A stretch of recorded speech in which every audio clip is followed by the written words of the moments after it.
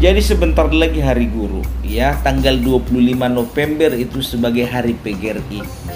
Jadi tahu enggak kalian, guru apa yang paling lama dapatan rokap?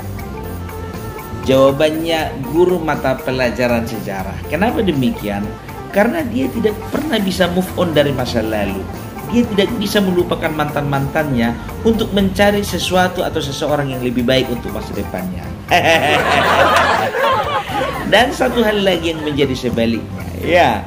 Jadi guru mata pelajaran apalah yang paling cepat dapatan rokap?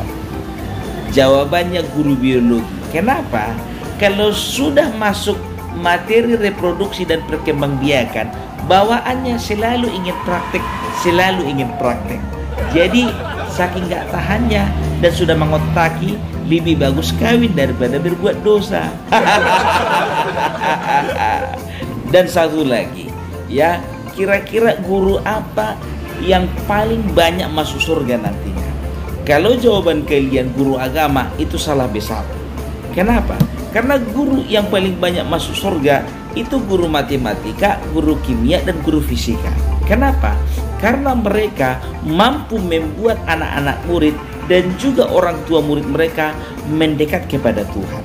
Contohnya seperti apa? Kalau orang tua tanya sama anaknya, "Nak, besok ujian apa?" "Besok ujian matematika, Ma. Besok ujian fisika. Dan terakhir itu ujian kimia." "Oh iya ya, Nak, ya. Kalau begitu, Nak, bagus-baguslah kau belajar. Berdoa kau sama Tuhan. Minta kepintaran dari Tuhan supaya besok kau bisa lulus ujian semuanya itu." Kan begitu.